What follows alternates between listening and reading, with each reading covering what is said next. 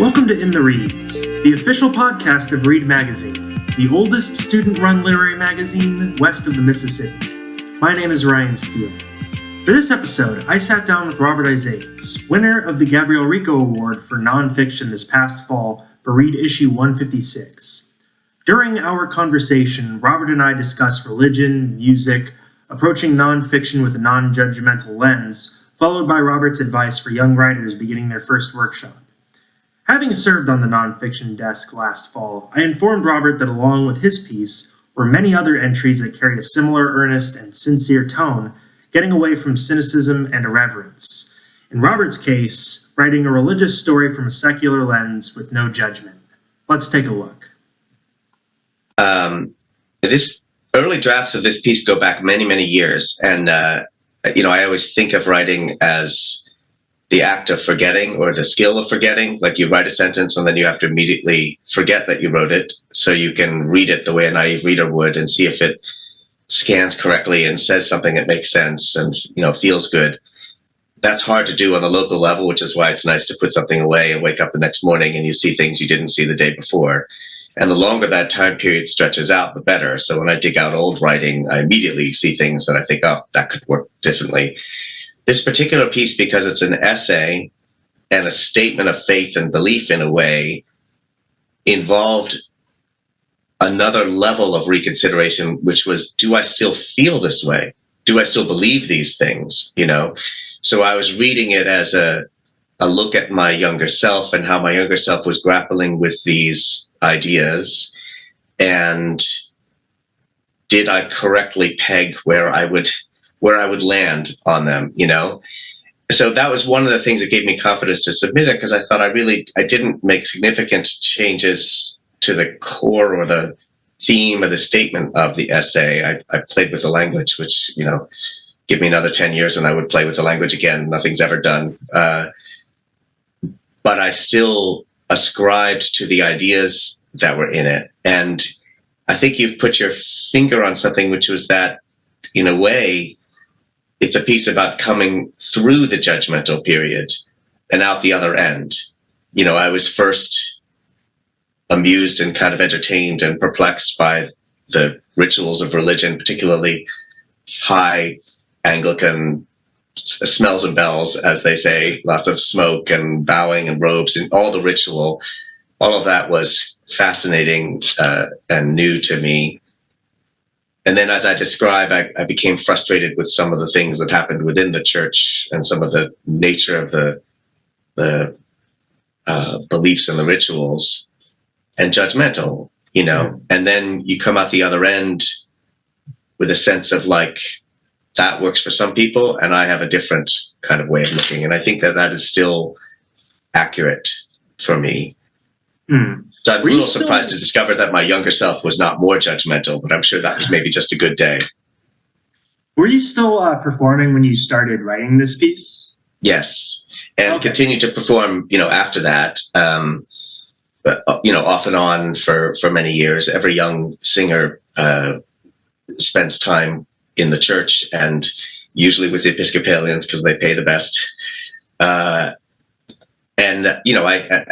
I loved that, and I continue to enjoy it. I haven't done it as much in recent years because my performance just took other directions. I was doing more concerts work and more conducting and such. But you ever, as far as performing music goes, were you branching out into other genres at the time as well? I was always in choral music, and choral music is deeply, deeply intertwined with the history of the Western Church because for 1,000 years they were the primary patrons. They were the people paying composers to write music, so there's an awful lot of it, and a lot of it is really, really good. And I still feel connected. The best composers of every generation for 20 generations.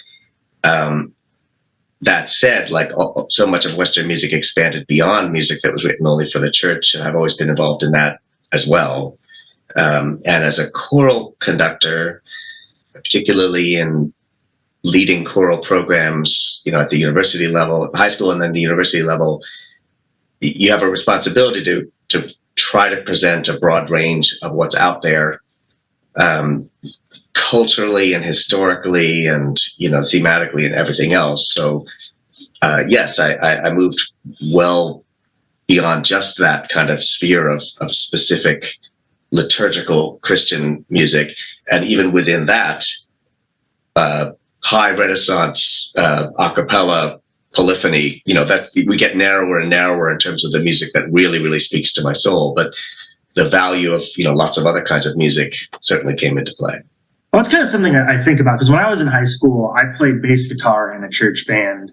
And I think, the type of stuff we were doing is probably, a lot less epic, for lack of a better term, than I go to Catholic church services, and I'm blown away by the music that they put on, kind of like the grand scale of it, where even if you're not religious, there is something kind of theatrical and epic about it. Versus some of the, the stuff we were playing, it almost felt like, I don't know, like a soft rock concert or something. So I guess within performing for different churches, because it seems like it's not only the piece talks a lot about like not having grown up religious, but still performing for churches. It seems like you also perform for several different denominations. That's another good question. And yeah, there's many, many ways in which music is pulled into the act of worship across all religions, so we just keep narrowing it down more and more.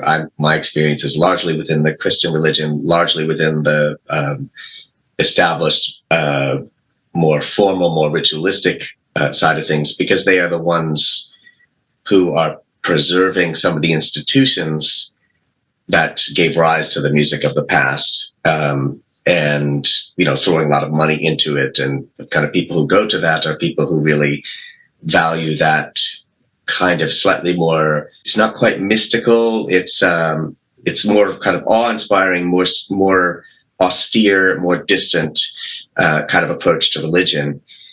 After Vatican II, the Catholic Church did a 180 on that. They were very much in that camp, and then they worked very hard at all levels of worship, including the music, to make things more accessible to the congregation and bring it back to less hierarchical, less, priest up on, priest turning and facing the congregation and speaking in English. That was a radical enough thing. And the music reflected that. It became much more reflective of the kind of popular music that people would hear around them. Mm-hmm. So it's not less epic because it touches people in a different kind of way. It's just, music that comes out of the singer-songwriter tradition and the rock and roll tradition, and pop music that is designed to kind of connect with people peer to peer. And the older music of the church was designed to feel like some kind of ethereal presence, to be in the aural equivalent maybe of the great splendor of the big cathedrals that kind of make your breath, and they still make us gasp when we walk into them. And I can't imagine what it was like, in 1500. When the largest room you otherwise were ever in was, the size of the room you're in now. like people just, like big spaces like that didn't exist.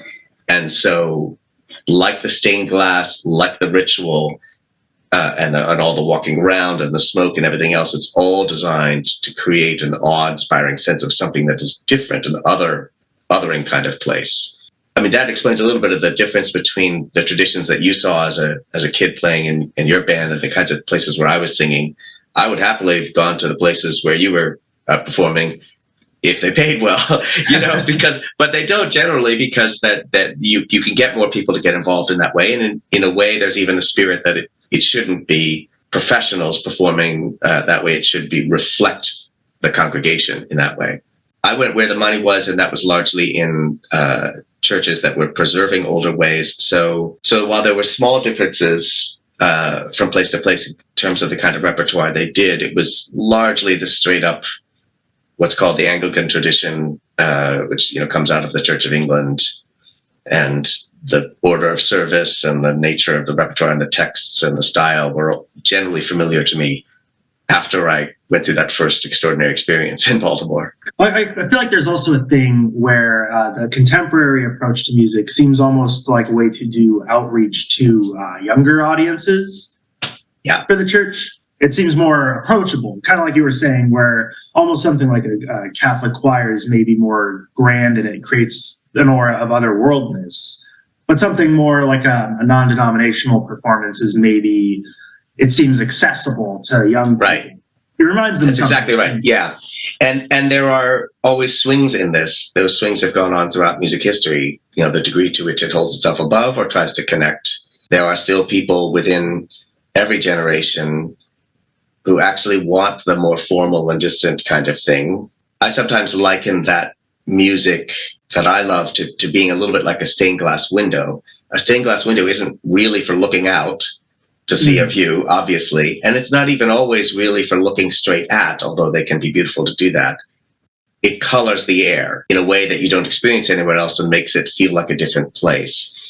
And it puts you in an attitude of reflection when it hits you sideways like that. And the same is true of a lot of that music. It promotes a certain meditative state that both the listeners and, frankly, the performers can also be kind of pulled into, which is not quite the same as the immediate communication or straight-up narrative that you get in more sort of peer-to-peer music. Well, I guess when you were doing music, did you ever bring in any of the contemporary musicians that you enjoy listening to on your free time kind of into your performance? Or was the music you're performing pretty structured to where you were kind of almost a day laborer in a sense? In the church world, you're a part of their program. So unless you're conducting it yourself, you sing the dots that people present to you. As a conductor, I certainly reached further afield. And also as a soloist, I was influenced by all the musicians that I heard. I used to say that I learned everything about how to deal with ornaments in an expressivity in Baroque music from Ella Fitzgerald, the jazz singer, because she was just a consummate master of her voice. She just knew how to use, not ornaments actually, vibrato is what I really mean. She found a way to warm up her voice or even it out in ways that were so perfect for the text. So, yeah, all those things, there's always, every musician finds connections in different ways. You've been published, you've had quite a literary career. Was that something you were kind of pursuing and working on while you were working as a professional singer? I've gone back and forth between the two, and you're very kind to call it a career, because I feel like I'm kind of starting out. But I grew up in a family of writers. I took writing very seriously as a kid. I went through a wonderful program at Hopkins where we wrote an essay every week for 3 years, like a personal essay. I took a lot of writing in college. I taught writing in the summers in college, but I knew all along that I wanted to be working in music. So I went off and did music for a while. Then I took a break to go get a graduate degree in something. I thought, I don't want to work for a while. I know, I'll go to grad school, because that's what people do when they're tired of working. I didn't really want to go to grad school in music, so I thought, well, I'll go get an MFA in writing. That'll be fun. And I was the happiest MFA student in the country because my expectations had already been met.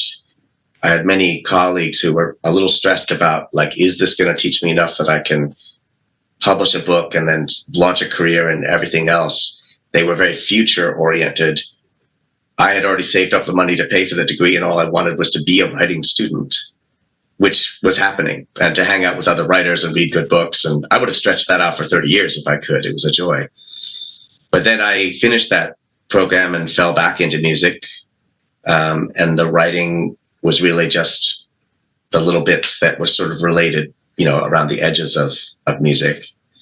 2 years ago, I shifted again out of music, and now I'm working full-time in writing again, but it feels new to me.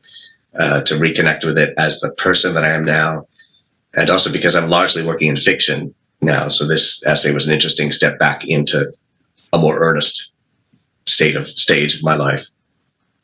So that's admittedly, I had to retire my music career pretty early because my skill as a bassist was pretty limited.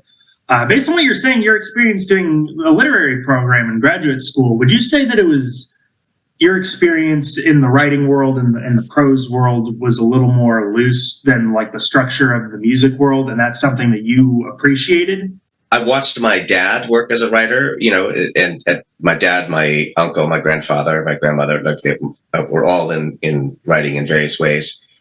And it did strike me that one of the frustrations was that you work in a room by yourself. And then when people are reading it, they're somewhere else, and you don't get that moment where they are appreciating what you've done. And as a young person, I rather wanted that, that kind of immediate connection. And when you're teaching, you get it immediately, both ways. I mean, you also get it when you're clearly what you're doing is not working. That's immediately obvious to you. But I enjoyed that. Now I'm of an age where I am introverted enough and maybe more relaxed to myself enough that I'm perfectly happy to work in one room and hope that somebody somewhere will read something, but I don't need to be there, listen to them applaud or laugh or whatever. Mm.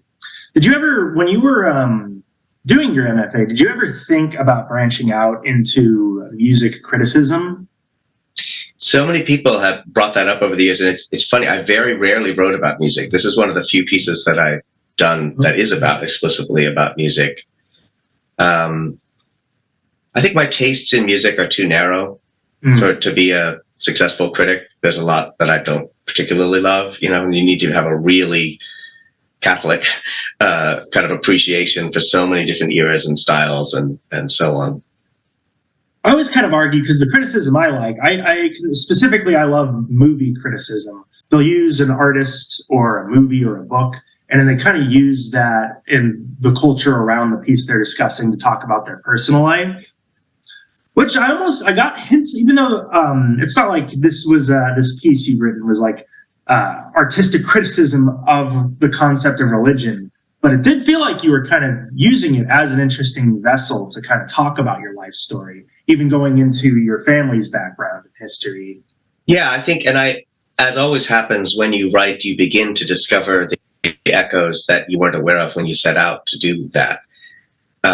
So, for example, there's a metaphor in the piece about how melismatic passages, which is where you stretch one syllable over many, many notes, have a way of, are very satisfying to sing, and they also kind of abstract the text beyond comprehension, which in a way is what the piece is about. It's about the abstraction of ritual beyond its actual content, and finding the beauty in it, even if you're not actually paying so much attention to what's being said. That kind of echo on the local and, global level was interesting for me to see as I was going. And it does become then as you say, a reflection back on yourself. It's a personal essay. There's no question about that. I'm slightly uncomfortable almost rereading it now because there's an awful lot of me on the page, and I'm like, I get tired of hearing my own voice. I guess that is the interesting thing with doing something that's sort of autobiographical, is to you, it's almost like, well, yeah, obviously this, that, and the other thing. But to someone who doesn't know you and doesn't know, like, personally, and doesn't know the world you're discussing, it is very fresh and new for a reader. So I guess it almost becomes, battling that voice in your head telling you that it's not going to be universal, because every writer has that demon. For sure. And I think that, using the I've forgotten that I've written this, how would I read this feeling? My hunch would be that the parts where I describe music quite explicitly in the piece are more engaging, and the parts that are about the culture of the music world and what it's like to go through these auditions and how much you get paid, the pulling back the curtain on that whole world, because many people are startled that there is any such thing as professional church singers. That would be interesting, and that the parts where I talk about my own wrestling with faith would be the least interesting, because it's so kind of like, well, this is just me. There, I think, are maybe points of interest because everybody does wrestle with faith, and in particular, mine is maybe a quintessentially American story because it's a family that has a clear arc away from faith, and then a kind of a re-engagement on our own terms in my generation. That's interesting, because growing up for me, I remember, especially in the 2010s, which I rant about this all the time, but I kind of felt like the 2010s were like a rehash of the 80s with kind of like materialism and like the flashiness. But people were turning away from religion pretty hard and had sort of like a cynical attitude. So when this piece landed on my desk, Growing Up Godless, I immediately just off the title assumed that's where it was going. But it seems like younger people are maybe feeling lost and are people who grew up godless, also young people, maybe what you call Generation Z, are almost reaching out to religion, not having grown up with it, not knowing much about it, but just kind of wanting something bigger than them, the structure of it. In college, I put together a choir to kind of research rehearsal techniques. And so I would run a rehearsal to get everybody in that mindset. And then I would take a 20-minute break in the middle and have them answer questions on a survey about the whole process. The very first question I asked was, why do you sing? And I got some fantastic answers, which I still remember. One of them, to this day, I can remember it quite vividly. This woman wrote, "This is going to sound a little strange, but I sing because I am an atheist." That is, inherently, I believe that the world is, meaningless and without form and isn't held together with some great cosmic glue or purpose. But when I sing, I can briefly enter into this state where it's as if things are there for a reason. Everything is in balance. There is proportion. There is symmetry. There is structure to existence, that is the thing that people have through faith. And she gets it through music. And I remember thinking, holy cow, she's just articulated something that I absolutely agree with, but, had never thought to kind of connect with. I think that I have found, I can't speak to the journey of Gen Z people towards religion. I taught at the university level relatively recently, but still that's a very kind of personal area for many people. I can certainly speak to people continuing to be pulled into music that is more abstract, higher, more meditative. And Renaissance music in particular appeals to all kinds of people who actually are kind of bored by Haydn symphonies. But that music will get them. So there is a thirst for things that are a bit mysterious, that sort of sit beyond the level of immediate comprehension, that create a mood, that create atmosphere, and so on. Well, I was curious. I saw on your cover letter that you had won a Grammy Award for. I did not win a Grammy Award. I was nominated for a Grammy Award. Yeah. I think Pierre Boulez beat us out, winning his 25th. What was the category for? It was small ensemble performance, so it was an octet that I sang with in New York. And it's a fine recording. Candidly, I don't know if it was really the best recording that I ever made, but the music industry is a strange place. If I'm not mistaken, was it similar to the Emmys where there was the daytime section and then a nighttime one? So you weren't there at the same time Jay-Z? No, and I didn't actually. I mean, I was invited to go, which was amusing to me, but I didn't. I was in New York. I had to fly out there. I tried to get some mileage out of it by telling my students, look, I could be at the Grammys right now, but I stayed here to run this rehearsal. I don't think they cared either. The actual hour portion of the ceremony, I think it would not have been in the telecast. I mean, there's like 100 Grammys, and I think only about 15 of them get broadcast, because really the average public watcher is not sitting on the edge of their seats to find out who's going to get best small ensemble performance or best record production on a Americana, all of that kind of stuff. But I didn't go to it, and I didn't really follow up. I did get a hilarious little thing that's like a medal that you could put around your neck if you feel like pretending you're an Olympic swimmer or something. And it's sitting on a bust of Nefertiti downstairs to just amuse people. I guess that's the cool thing, not ultimately not winning a Grammy. It doesn't have as much. I guess the Oscars in recent years don't have as much pull as they used to, but the Grammys are probably, for someone as accomplished as you, it's a neat little thing over there, but it wasn't, make or break. It's not. And I mean, in writing, writers write their own bios for quite a while, and musicians do the same thing. So there's a version of you that you put out that needs to be on a concert program or on the back of a book jacket. It isn't necessarily you. It's just the story that people expect to kind of see. It's true things, So I can say in a bio, Robert Isaacs is a Grammy-nominated singer and conductor, blah, blah, blah, blah, blah. That's useful. That's an adjective that's kind of in there. It by no means is the most interesting or even difficult thing that I did in my career, but it fits well in those situations. So there are bona fides that happen in the writing world as well. If you've been nominated for a Pushcart Prize or, or the National Book Award or, any number of things like that, you can get to an age and a bit of wisdom where you understand the actual winning of those things is not a perfect meritocracy. There's a lot of random elements and chance that go into it because they're subjective. But if it does happen, it's a useful shorthand that kind of establishes your credentials. So finally, I did want to ask, you have a new book coming out, or you're working, romantic comedy? I'm working on a book. Yeah, it's a novel, and the 6 weeks when I was drafting it were the happiest 6 weeks of my life. It was just so fun. I'd started writing a novel back in grad school. I wrote 2/3 of it and then fell back into the music world. When I decided to step away from, daily music, I was casting about for what to do, and I thought, well, maybe I should pick that old novel up.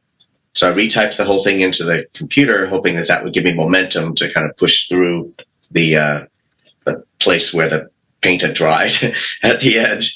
And I did, and I finished it, and then I sent it off to some friends who I trusted would tell me which bits were really terrible. And while I was waiting to hear back from them, I wrote another. So now I can say that my average completion time has been cut from 22 years to 11 years. But the second one is the one that's, currently in the hands of an agent. It's hard to categorize. It's like maybe a romantic comedy with some elements of magical realism and a little bit of suspense. The premise started from a walk in the woods with my wife and listening to some lovely bird song. And, it just kind of puts you in this peaceful state to hear that in the spring. And then I observed to her that if we could actually understand what the birds were saying, probably 90% of it is like, fuck off, because they're so territorial. Like, that's what they're doing. It sounds beautiful to us, but that's what they're doing. And some of them are saying, hey, baby, like that. Those are the things that are communicated. And we laughed at that. And I thought that could be kind of funny. What if a character suddenly inexplicably develops this ability and hears the animals around him and they're not nearly as nice as we think they are?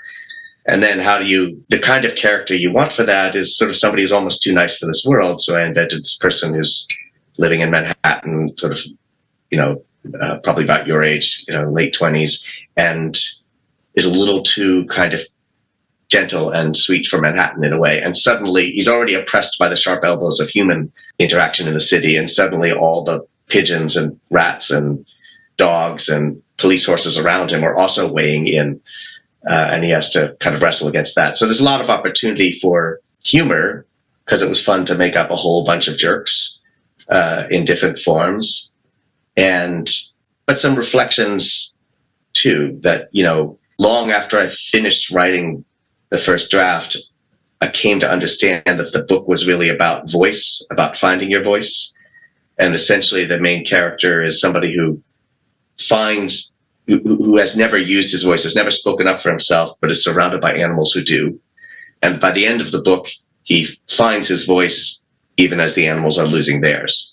It would never have occurred to me to set out to write, with that theme in mind. And this is what I mean by it all feeling new to me, because I haven't written fiction before, apart from that one sort of, abortive effort. I'm reading a lot of other people's books about how you do it. George Saunders' book, A Swim in a Pond in the Rain, just like worth an MFA all by itself. And Philip Pullman's book called Demon Voices, which is all about essays on storytelling. And it feels good to be like a beginner at something at my age. Well, thank you, Robert, for taking the time. I look forward to hearing more about this novel that's coming out, and I appreciate the time. Thanks so much. It's a real honor to be part of this, and slightly surreal to be interviewed as a writer. This is a brand new place for me to be in my life. In the Reads is the official podcast of Read Magazine, California's oldest literary journal. Find us online at www.readmagazine.org. Thank you for listening.